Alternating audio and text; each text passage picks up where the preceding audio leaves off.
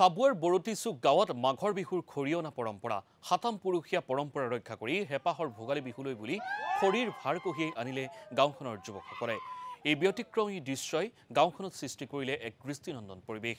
পৰম্পৰা অনুসৰি গাঁওখনৰ সকলো যুৱক একত্ৰিত হৈ জাতীয় সাজ পৰিধান কৰি নৈপৰীয়া গাঁৱৰ পৰা মুকলি পথাৰলৈ কঢ়িয়াই আনিলে খৰিৰ ভাৰ।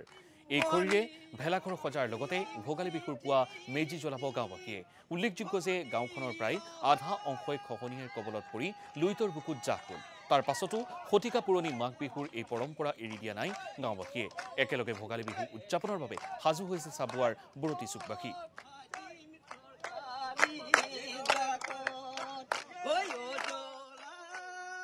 মাঘ বিহুক যিটো খৰিয়না পৰম্পৰা এইটো অসমৰ ভিতৰত এইটো বিৰল আৰু এটা ব্যতিক্ৰমী এটা পৰম্পৰা হয়।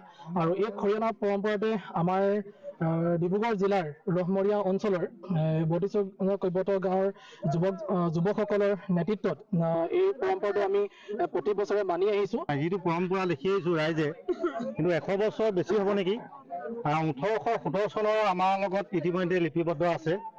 এই বিহুৰ মাঘৰ যিটো উৎসৱ, যিটো মানে একতা এনাজৰী, কিন্তু